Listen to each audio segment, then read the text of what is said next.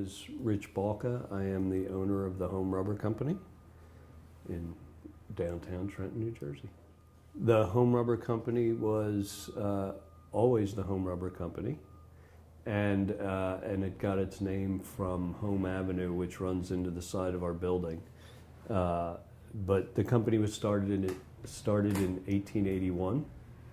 It was started by the Stokes family, and that was 135 years ago. And 20 years ago, I bought the business from Charles Stokes III, who was ready to retire.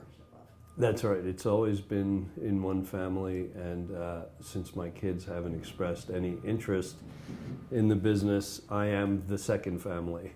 I didn't work at Home Rubber. I had no understanding of the rubber industry. I had no connection to Trenton. Initially, I had been developing real estate in the Philadelphia area, and the real estate market tanked in the late 80s, early 90s, and I'm talking 1990. And I had been looking around for something else to do, and just by happenstance met a business broker that was helping Mr. Stokes sell the company. Okay. The business is interesting in that Home Rubber Company is essentially a job shop for the rubber industry.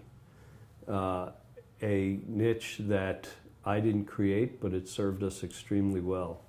So the history of it is that in the post-World War II, during the Industrial Revolution, a lot of the rubber companies, which originally started here in Trenton, decided to move out so that they could expand and automate, get away from the high costs of real estate and labor here on the East Coast, like so many other types of industries.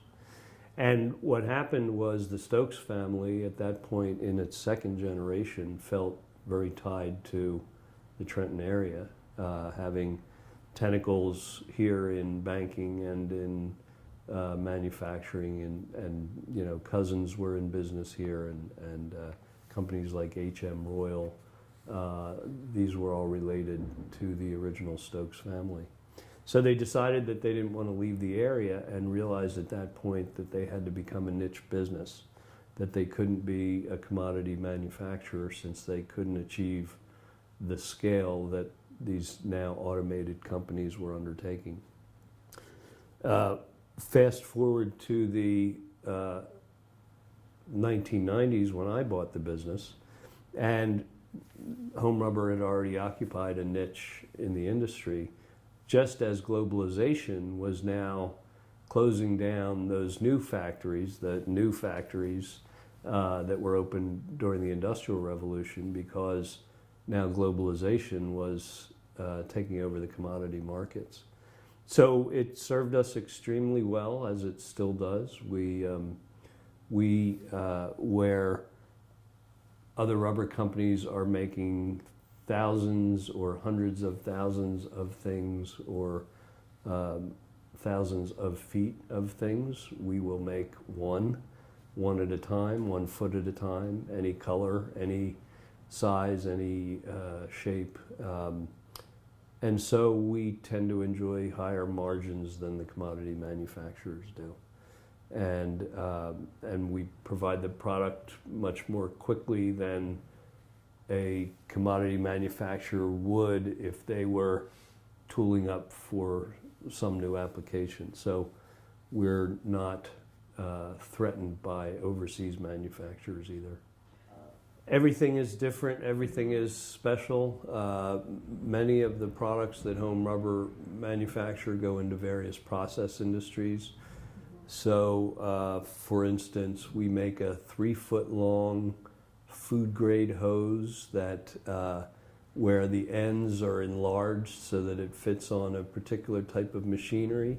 And your Cheerios go through that at a Kellogg plant somewhere in Michigan. We make hoses for steel mills throughout the country that are covered with fire-resistant fabric.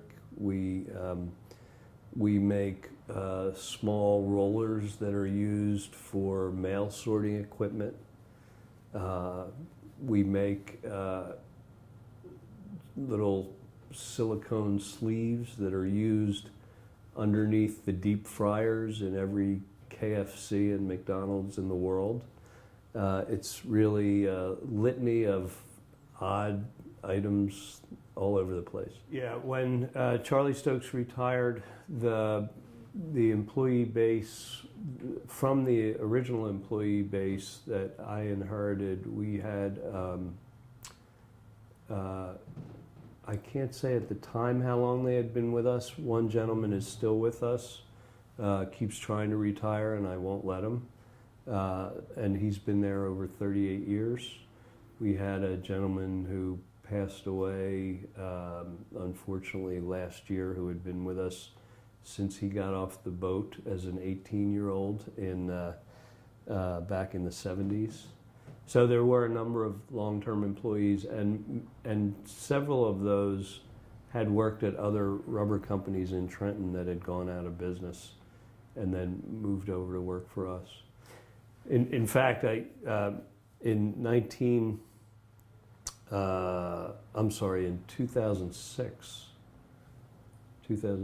I'm not very good with dates. In 2006, we also bought a company called Ivanhoe Rubber. And Ivanhoe Rubber was based in Pennsylvania, right across the river, but they were a spin-off from a company that had gone out of business in the 80s, I believe it was, which was called vulcanized rubber. Vulcanized rubber dated back, similar in origin to when home rubber had been created. Well, one of the things that's neat about Ivanhoe Rubber is that Ivanhoe Rubber mixes rubber and sells it uncured. So on the home rubber side of the business, we mix rubber and we make stuff out of it. Ivanhoe Rubber mixes rubber and then sells it to molding companies like Pierce Roberts. But Ivanhoe Rubber exports to China. We export uncured rubber to China, which is, to me, one of the neatest things. The reverse. Right. And now to Mexico. And it's predominantly for one customer there, but in both applications. But that's been something that we've been incredibly pleased with over the years. I think the two biggest reasons for our success, and I can't take credit for either, are the fact that we've been a niche manufacturer since the late 40s, early 50s, and that just worked out extremely well. The other reason for success is our employees, not only the legacy of Eastern European rubber workers that had been at this company for a long time and were there when I got there, but also a tremendous immigrant workforce that we currently see, among others. And these are people who come in and work in a dirty, hot, or cold environment, depending on the weather, and really turn out some terrific products. My name is Richard Balka. I'm the owner of the Home Rubber Company.